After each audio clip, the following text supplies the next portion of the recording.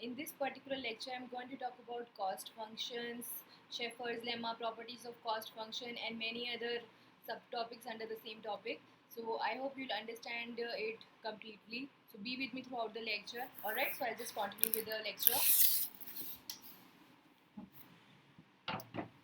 So first thing, under the cost function, we'll understand the type of cost involved here.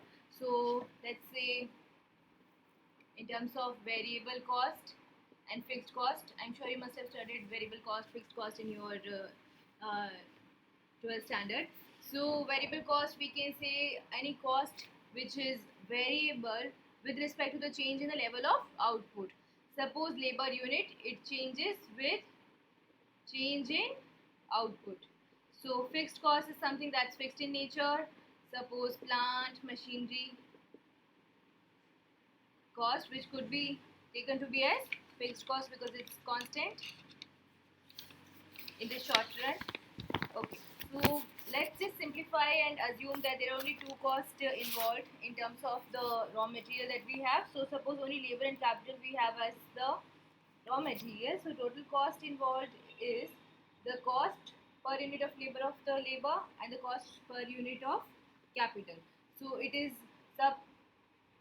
assume that W represents the wage rate times labor is the total cost of labor plus R is the cost on capital times capital, it becomes total cost of the capital. So this represents the total cost in our analysis here. So now if we talk about the relationship between profit and cost minimization, so simply a profit can be written as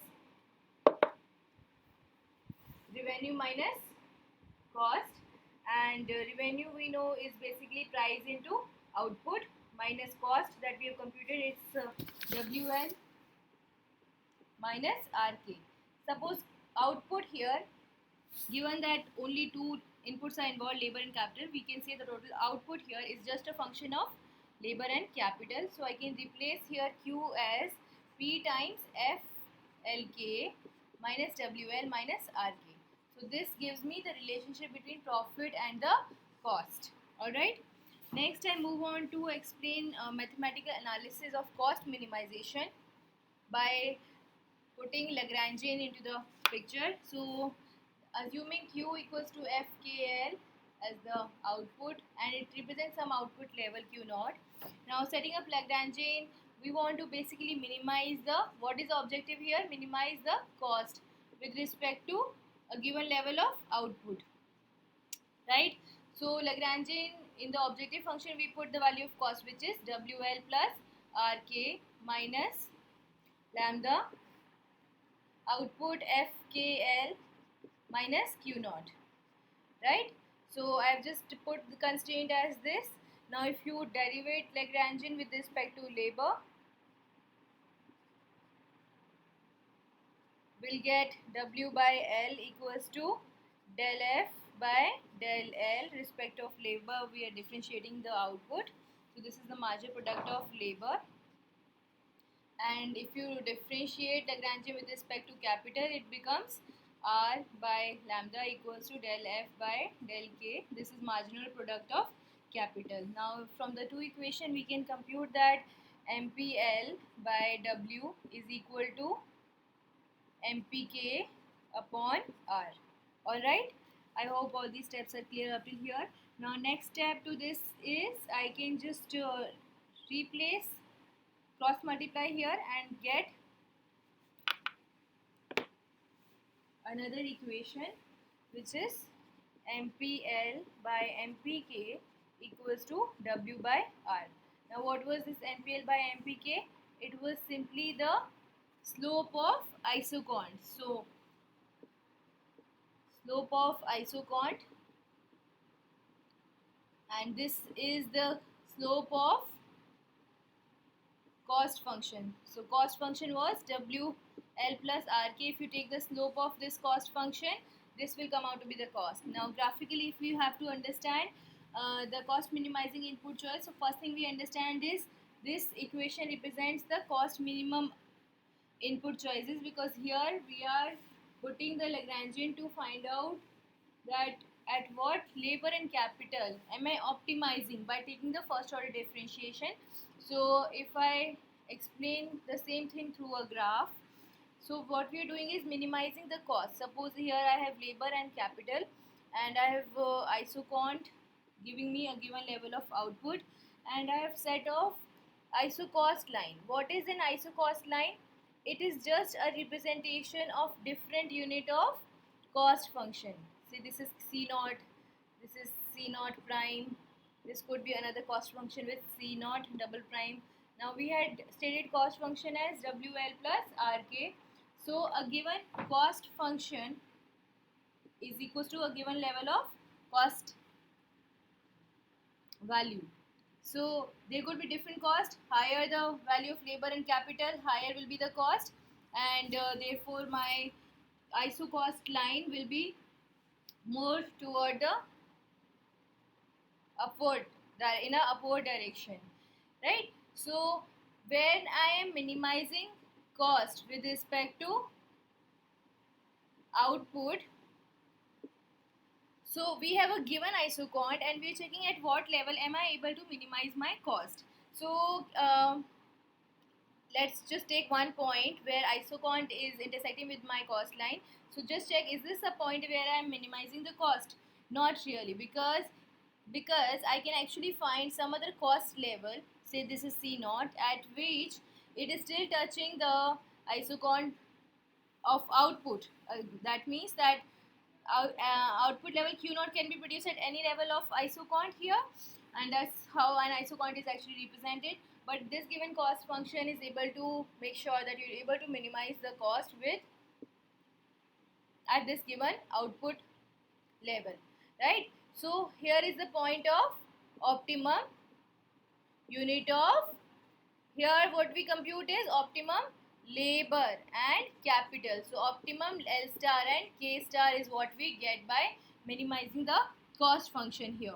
So, and mathematical expression, just before this we discussed the mathematical expression, which was W by R equals to MPL by MPK. So an isocont slope is the slope of this particular isocont, which is minus of MPL by MPK, and slope of isocost line, this cost function is slope, if you compute minus for, it's a downward sloping curve, if you differentiate you compute DL by,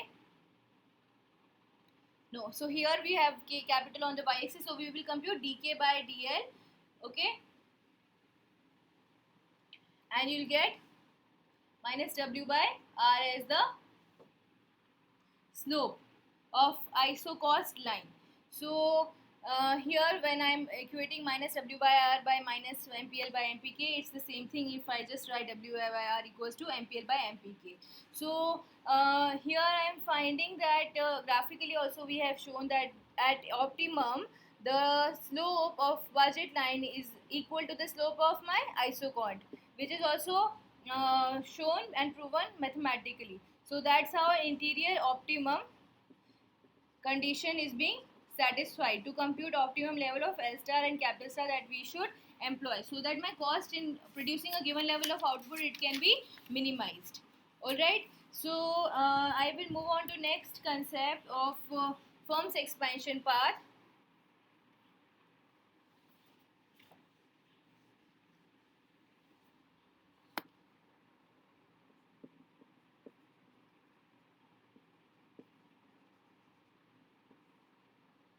Okay, what exactly is an expansion path? Let me draw certain output level corresponding to different isoconts and different isocost line we will plot corresponding to it. Suppose this is an isocost line with isocost C naught as the cost, total cost level. This is another isocost line with C1, another isocost line with C2. Alright. Now what is an expansion path? It is the locus of all the points of optimality. When I join all these optimum points and I start a point from an origin and join all the points of optimality. optimum is one this point. This is another point of optimality between which shows me a tangency between my isocont and the cost line. So this is one optimum. These are different level of optimum. So when I join all these points together, this gives me an expansion path. So I hope the concept of expansion path is clear. So as here output, just remember this thing, as the inputs are rising, labor capital are rising, so my output level is also rising, and we have different costs corresponding to it, because cost is also rising in terms of the inputs that we are using. So hence we have a cost function which is increasing in upward direction, and so there is an optimality line corresponding to each isocont, and if you just join all the optimum point, we get an expansion path. Now expansion path, definitely if we have constant return to scale kind of a function, then definitely it's going to be a straight linear line, and definitely it's also possible that expansion path actually depends on the optimality. All right, now let me take an example where expansion path is not a straight line. Okay, so let's say labor, for example, is an inferior good. So inferior input basically, so which means that now let's say I'm plotting here different unit of capital output level Q0, another output level Q1, so say Q2, and I have optimality. One of the optimality say is lying here. Yeah, these correspond to the cost function, and these correspond to the output level.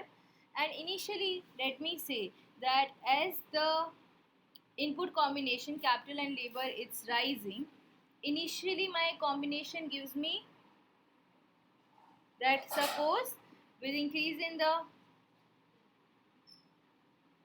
proportion I'm optimizing with higher unit of labor and capital at the same time. All right, as output is rising, I'm using both of capital and labor in a higher proportion, so this is corresponding to Q1.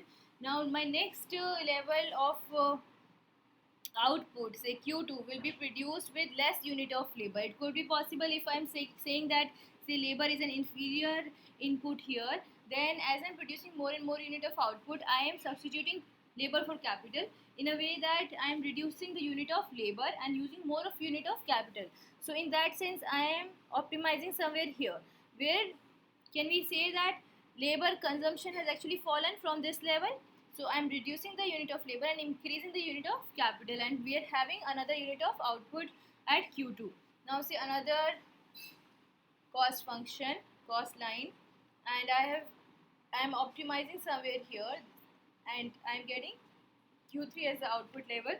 So at this level, can I further say that the labor unit that I'm employing is actually falling? So at every unit of output for after a point, which means after Q1 level, if I'm kind of increasing the unit of output, my unit of labor consumption is actually falling. So if I just join all these points here, what do we get? So I'm joining all these points to get an expansion path. So can we say that expansion path will move in this direction? It's no longer a straight line, right?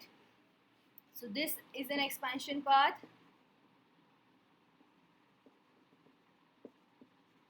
In case if one of the input is inferior, it may move initially upward like this, and which indicate that as the increase in output is happening, you are increasing the unit of labor as well. But after a point, if labor is an inferior input, I may not actually use more unit of labor to increase my output, and therefore it is moving in this direction. So I hope this concept is clear, and I next move on to discuss cost minimization under different cases. So first case we'll discuss is Cobb-Douglas function. In a Cobb-Douglas function, we will understand how cost minimization take place. Alright, suppose the output level FKL is given like this. It's a function of labor and capital. So the output function is like this: K power alpha, L power beta. Okay, it's a Cobb-Douglas function, so that's how Cobb-Douglas function look like. Now let's put Lagrange into it. So we minimize the cost here, and I'm writing the cost. Say cost is given to me VL Vk plus V is the cost of capital. You can take V or R, it's the similar, same thing, plus WL plus lambda, and the cost equations, output equation, it becomes Q naught minus K alpha L beta. Now I will write down the optimum equation, which means derivation of Lagrange with respect to capital and derivation of Lagrange with respect to labor.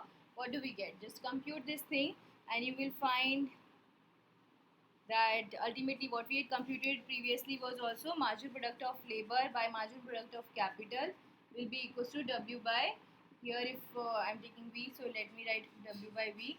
So just compute MPL and MPK and you will get this equation, and I'll write the final equation. Just try to compute the equation. You will get W by V equals to beta by alpha K by L.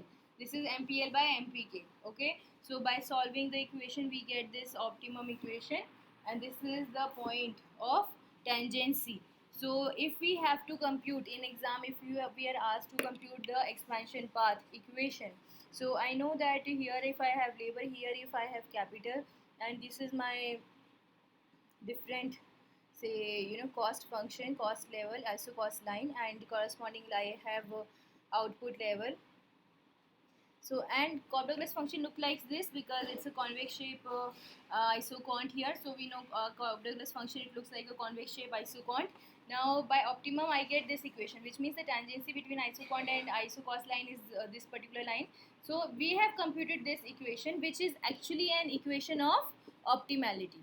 So it's an equation of optimality, which indicates that all the points if I put together, it gives me an expansion path, and along an expansion path all other equation, it denotes optimality. So this equation can correspond to the expansion path equation. So the optimum equation that we get derived from equality between the MRTS here and the ratio of the cost line, slope of the cost line here, it will give me an optimality equation, and which I can correspond it and say that it's the equation of expansion path.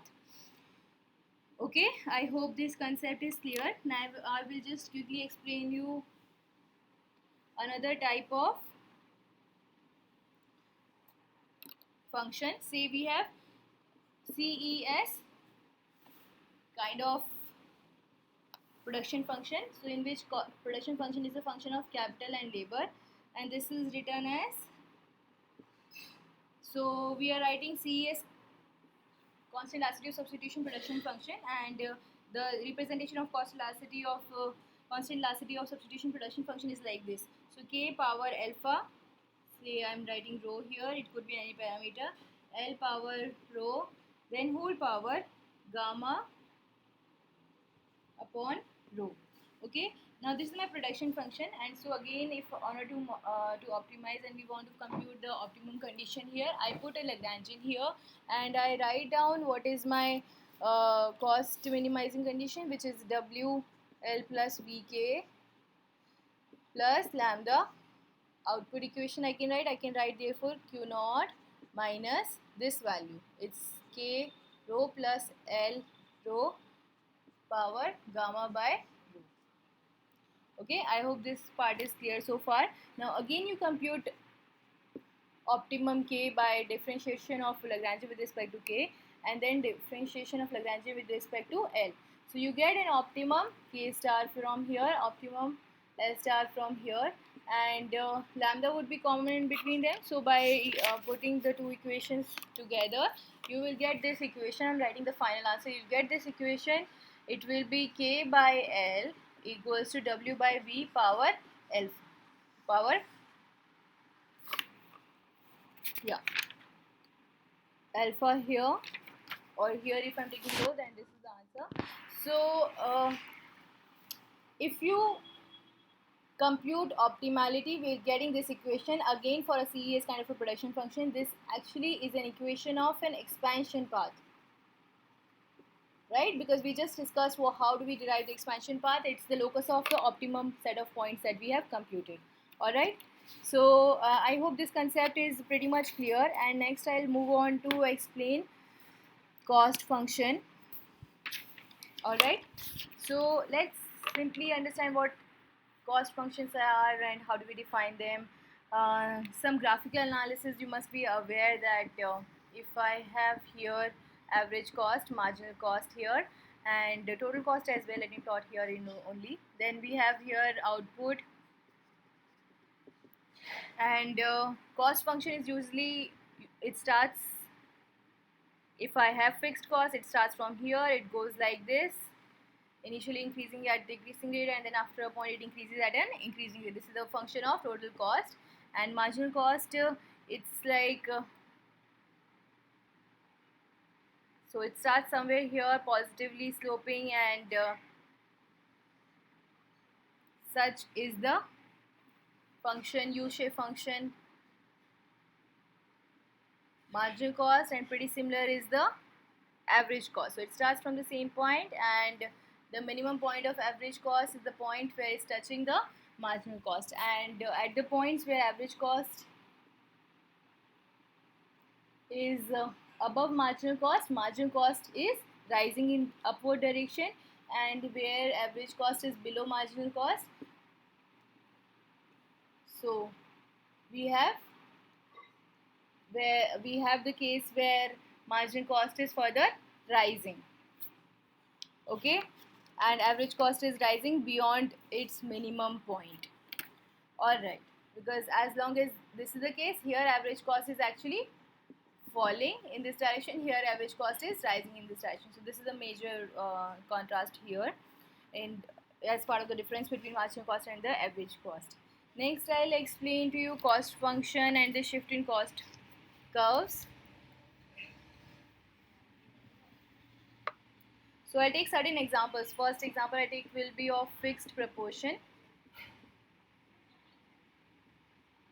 Okay, so let me write down fixed proportion output level. It can be written like this. It's a function of capital and labor, and this can be written as minimum function, minimum of labor and capital. And so let me just write down a parameter to it.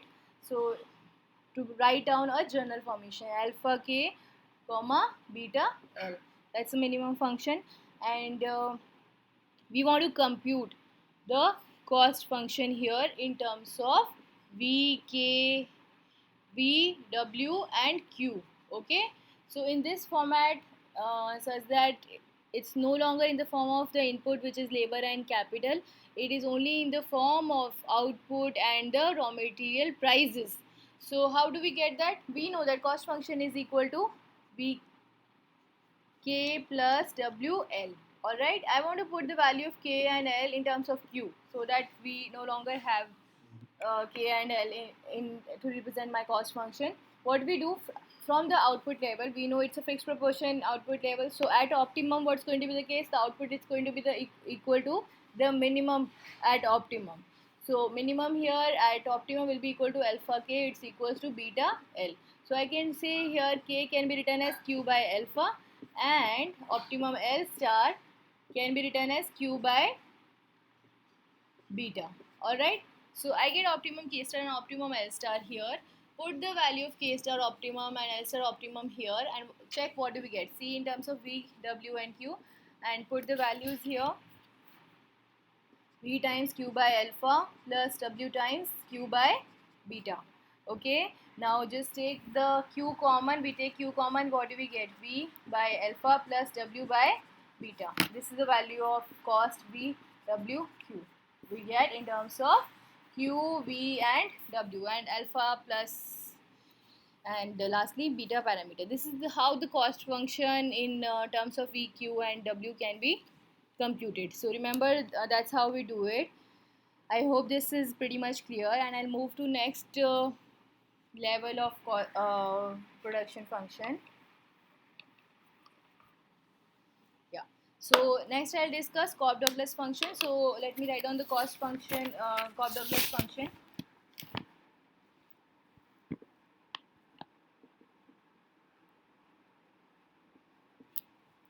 So Cobb-Douglas function can be written as f k l, and that's equals to K alpha, L beta. Alright. Now at optimum we just computed sometime back that at optimum I know that MPL by MPK equals to W by R. By putting this I can get the equation from here that it was coming out to be W by V equals to beta by alpha K by L. Alright, we had computed this equation already. Now in the cost function we want to check by putting WL plus RK how can we derive cost function as a function of V, W and Q here. So we want to replace value of K in terms of L, okay, and L value can be computed from the Q function here. So how do we do that? First let's put the value of K from here in terms of L.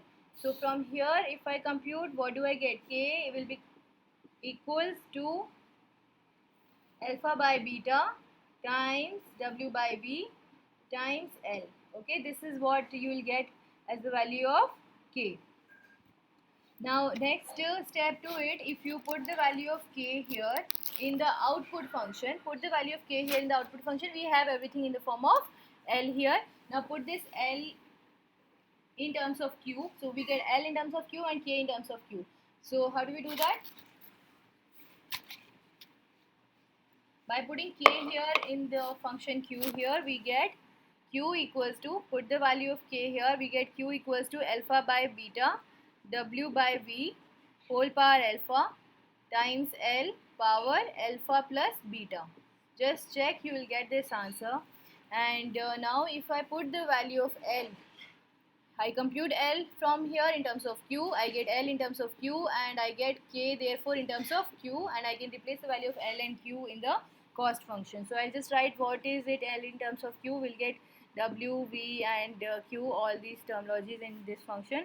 It will be Q power 1 by alpha plus beta times beta by alpha whole power alpha by alpha plus beta. Okay, this is times W power alpha upon alpha plus beta times V power alpha by alpha plus beta. This is the value. Just try to compute the L, and after that you compute the value of K. Similarly you will get the value of K here. The only difference is that it will be this thing will be same, Q power 1 by alpha plus beta times alpha by beta power beta, it will be beta upon alpha plus beta, and W power, it will be beta upon alpha plus beta. Just check if this will come out to be the answer, V power minus beta upon alpha plus beta. This is minus here, okay, just make this correction here, it's minus this here, it's V power minus beta by alpha. Now just substitute the values of L and K in the cost function. What do we get? So cost function was V times K, now it's a function of Q plus we have W times L as a function of Q, right? So we can just replace the value of K and L from here and we'll get final value of the cost function. It will come out to be like this. So Q power 1 upon alpha plus beta times beta V power alpha upon alpha plus beta times, yeah, so this V power alpha upon alpha plus beta times W power beta upon alpha plus beta. Just check this value, you should be getting this answer as the function of the cost variable here. Okay. Next I'll move on to explain properties of cost function.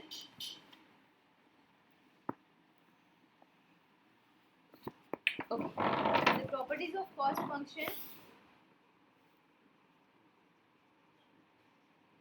First property of cost function is that it follows the property of homogeneity.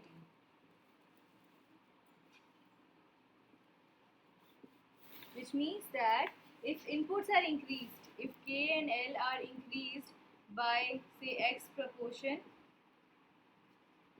then output is also increased by X proportion. say inputs are double, then output that will also double.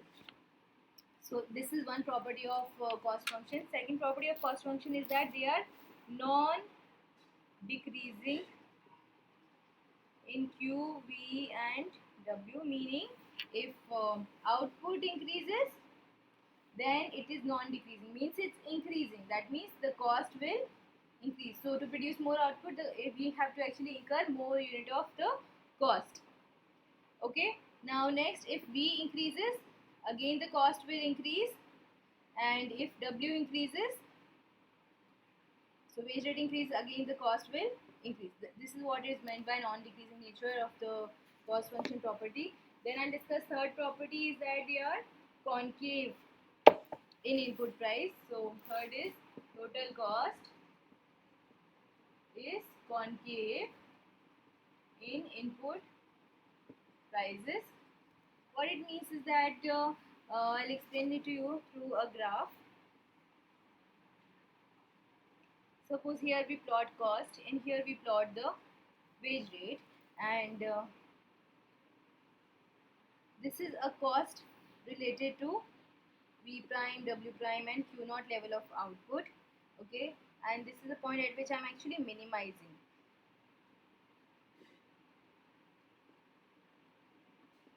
V prime, W prime, Q naught, at which I'm actually minimizing, and there's some other cost level which is say cost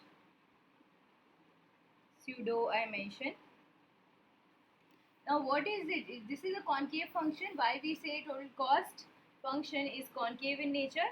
Because in order to minimize my cost, I will choose minimum combination of my input. So I will try to optimize and try to minimize the unit of cost instead of the pseudo cost that I would have incurred had I not minimized the cost. Then I would be at this particular state line. But if since I am minimizing cost given and substituting the labor capital at the same time, so we are choosing a given combination of the inputs such that I am minimizing cost, and hence we are having such kind of a shape for cost minimization, and then therefore we say it's concave in the input prices. So this is the third property of the cost function. Then fourth property of the cost function is that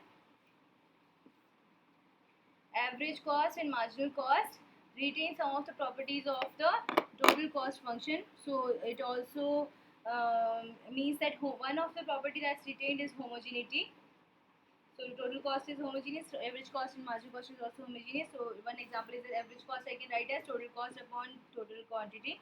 So if total cost is written like this, VWQ, and if suppose all the inputs prices are increasing in T proportion, V is increased to T proportion Vt, W is also increased to T proportion times W, then total cost is homogeneous in nature and it increases by T proportion. Total cost also increases in the same proportion, and therefore the average cost is also retaining this property. Average cost is also increased in the T proportion of the original average cost. So that's one property, and similarly it will be the case for the marginal cost. Alright, so I complete here the properties of cost function. Next I'll explain to you input substitution. So in the previous topic on production, we had discussed elasticity of substitution concept. Okay, now I'll just reintroduce the same concept to explain one concept related to the cost here. Elasticity of substitution, we had said it's equals to d log k by L, or percentage change in k by L upon percentage change in MRTS. I can write the same equation like this: d log k by L upon d log MRTS. So now if I want to take out the differentiation of it, what do I get? It is the d k by L upon k by L upon d MRTS on rate of technical substitution. Okay. Now here what we can say is that since in equilibrium we have computed MRTS ratio, it's equal to the ratio of cost function, which is equal to W by V here. So I can simply replace MRTS by W by V here. So just remember this thing. Now we are optimizing on the cost. When we optimize on the cost in the elasticity of substitution case, we can replace MRTS value by the value of the slope of cost function, because at optimum they are equal. Alright. So remember this thing. Now instead of two input case, if I now generalize and say we have substitution with many inputs in place, then I can just write the elasticity of substitution like this. It's the change in ratio of the two input. K by L we used to write, so it's the ratio of two inputs. So say xi, xj represent two different inputs. So it's the ratio of the two inputs upon xi upon xj divided by, what was it in the denominator in the elasticity of substitution formula? It was d log MRTS, which was equal to d log W by R. So the ratio of the inputs here and the ratio of the cost of the input is in reverse direction. Just check the formula. So it will be derivation of Wj by Wi. So Wj represents the cost of xj. Wi represents cost of xi. So that's how the formula gets completed upon Wj upon Wi. So this represents elasticity of substitution in many input case, where I'm representing xi as one input, xj as another input. Okay, I hope this part is also clear, and I'll move on to explain to you contingent demand for input and the Shepard lemma. Again, an important part of this chapter.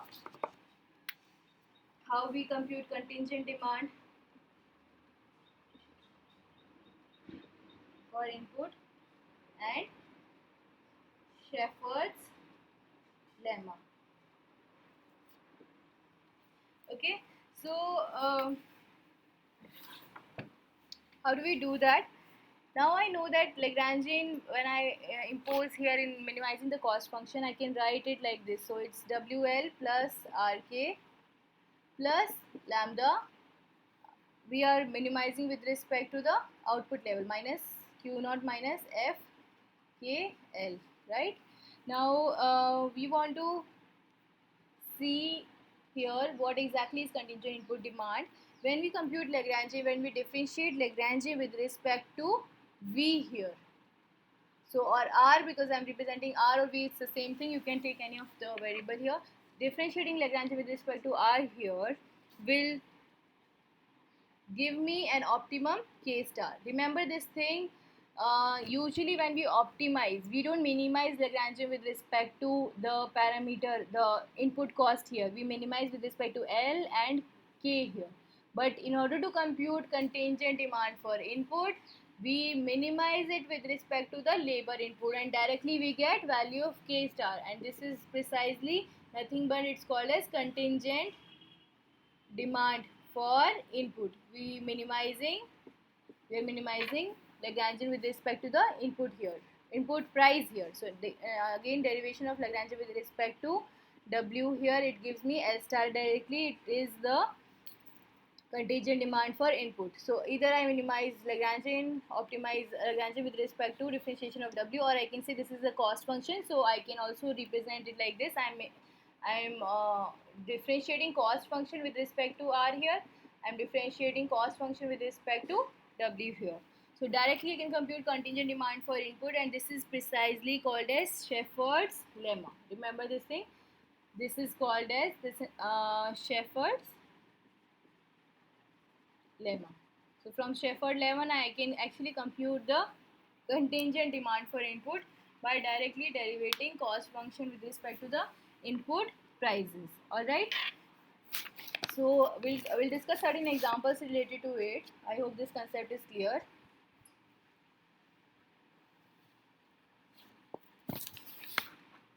All right. So first example, it will be related to the fixed proportion case. In a fixed proportion case, let me write down the cost function. Cost function in this form. it can be written as, assuming it's given to us, cost function is already given to us, q times v upon alpha plus w by beta. Okay, supposingly this is given to us a priori, and we want to compute the contingent demand for inputs we want to compute. How do we do that? We will simply minimize or optimize cost function with respect to v and with respect to w here. So I know that derivation of cost with respect to v, what will it be? Q by alpha, and this is precisely equal to the K, which is the contingent demand for, C representing contingent demand for capital. Derivation of cost with respect to W here, which is coming out to be Q by beta, and this is equal to contingent demand for labor. C I am just denoting to indicate it's the contingent demand for labor input. Now from this, what can we infer? What is the kind of production function are we arriving at? By taking the two equations, put them together, q equals to alpha k, and this is also equal to beta time L. Now when is it equal? It's only equal at optimality, and which is the function of minimum. So q equals to minimum function of alpha k comma beta L represents a production function corresponding to it, and therefore we have been able to derive from a cost function to the contingent demand for inputs, and from here I am able to find out that this is actually a production function of a fixed input case, fixed proportion kind of a production function. Alright, next I will discuss Cobb-Douglas function. I hope this is clear.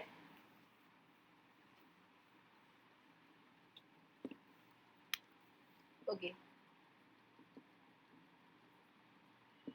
Okay, so in a Cobb-Douglas, cost function is given to us in this form, and we want to derive the production function from a cost function. So suppose it's given like this, q power 1 by alpha plus beta, which we had derived actually from a production function in the previous case,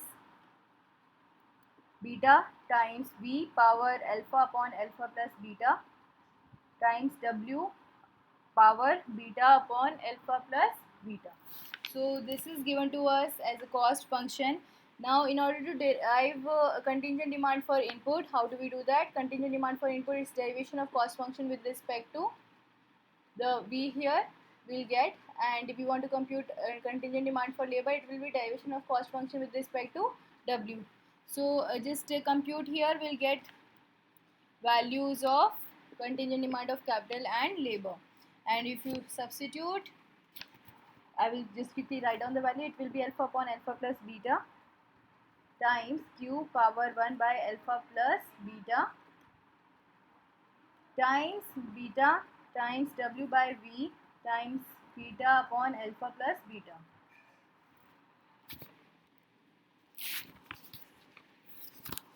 Okay, so this is the value that you're getting. Now if I differentiate cost with respect to labor, we're getting beta upon alpha plus beta times q power 1 by alpha plus beta times beta times w by v whole power minus alpha upon alpha plus beta. So just try to compute this value. This is alpha plus beta. Alright, so you should be getting an answer to it. Similarly, there could be certain different type of questions given to you, and you are asked to compute contingent demand for input. Alright, next I'll move on to Shepard's lemma and the elasticity of substitution. You must know what is the relationship between Shepard's lemma and elasticity of substitution. Okay, so we just computed this. The elasticity of substitution between the two input can be written like this.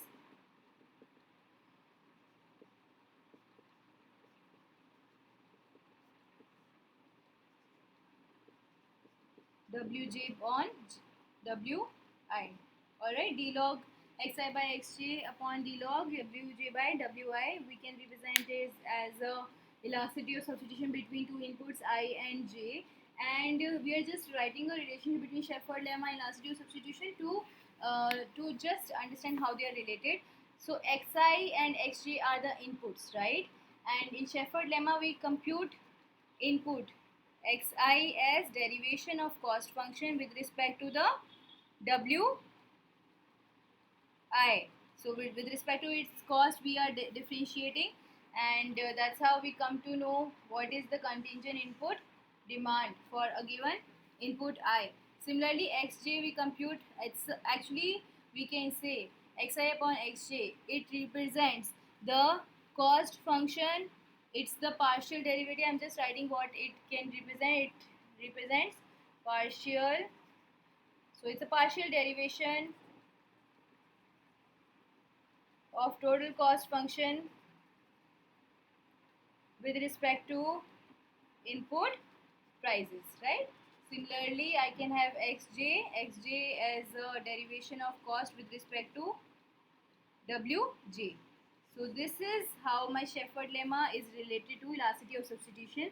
Here in the input ratio, we are just replacing it by the formula of Shepard lemma that we derive from contingent input demand function. Alright, I hope this is clear, Shepard lemma elasticity of substitution. Next, I will discuss with you the short run total cost.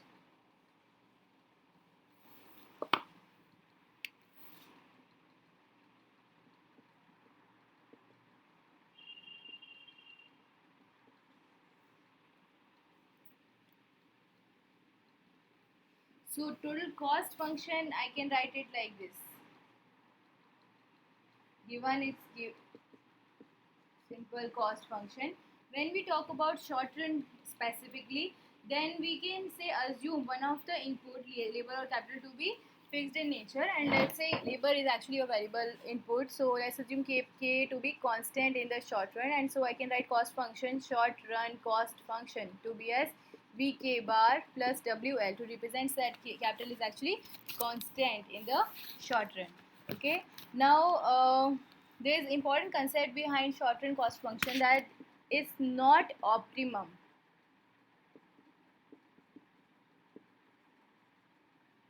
So which means, or I can say there is a concept called as non-optimality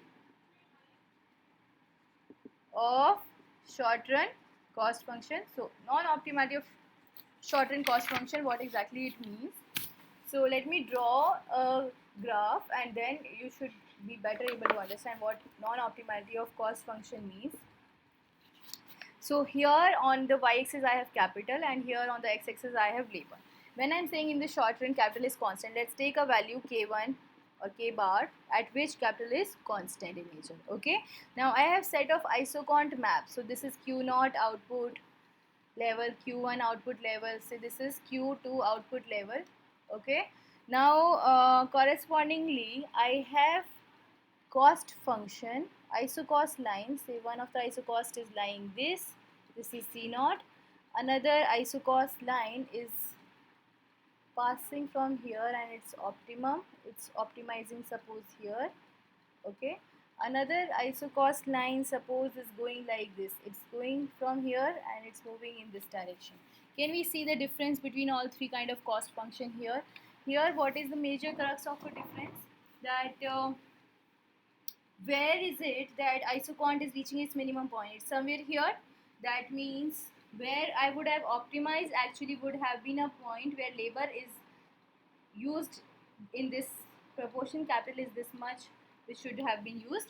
But when I'm talking about short run, I'm actually using this much capital, which means overutilization of capital is happening in production of Q0 unit of output. I'm overutilizing and producing K bar unit, using K bar unit of output, and this much unit of labor I'm using. However, if I would have optimized, then minimum point of isocont would have been this point at which my output would have been like produced best with the minimum cost. But since I am bound by the condition that it's in the short run, I cannot switch input so easily, so k bar is given to me a constant value. So here I end up overutilizing. Okay, however, if I produce given level of output, I can see that here they are tangent at the point of k bar unit of capital, which means I am at this point optimizing. So this is an optimum point here in terms of capital usage and the labor that I have with me. But here again, if I switch to another output level Q2, at Q2 level of output, can I say that my isocont is reaching minimum at somewhere at this point? And at this point, if my output is minimum, then I should have been the case that capital would have been used in a higher proportion compared to the short run level of capital. So I am underutilizing the capital in the short run, and therefore I'm not optimizing here. So here, therefore, I can say this analysis shows that in the short run we are not optimizing. The cost is not being optimized. It's just by chance that at Q1 level of output we can find that they are tangent, and hence I can find optimality. But otherwise, rarely it would be the case that we will be able to substitute capital for labor, and there would be less chances that we won't be able to really optimize on it. So this is the concept of non-optimality of the short run cost function. So I hope this concept is clear. Now lastly, I move to the relationship between short run and the long run cost function relationship. Suppose we are given short run total cost as this BW QK. So K we are taking because K is also constant, and short run is having a given value of capital with us. So it must be the case that to optimize the first order condition, which means the derivation of short run cost with respect to the capital, it's 0. That means I am optimizing capital in the short run, and by doing this I will be able to find out an optimum level of K star and ultimately get to a optimum long run cost function. How do we do that? Suppose here I have total cost function and here I have output plotted. So if I have a short run function, it's suppose going like this: short run cost function corresponding to a given capital K naught. Another cost function I have, it's going for example like this: short run cost function with another level of capacity of the capital that we have. I have this kind of a curvature of short run cost function. Another cost function if I take, it goes like this: short run cost with respect to K2. Okay, so these are different level of cost function I have, and why we are derivating it with respect to K? Because there will be a point at which my short run cost at some K naught level will be optimized. So wherever the slope is 0, can I say it's the point where I'm minimizing my cost?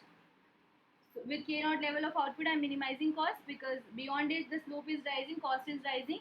So at where the slope I can find it's equal to 0, I have a point of optimum K star that I can find, and hence I am derivating it with respect to K star to check wherever the slope is 0, and I can connect all these points.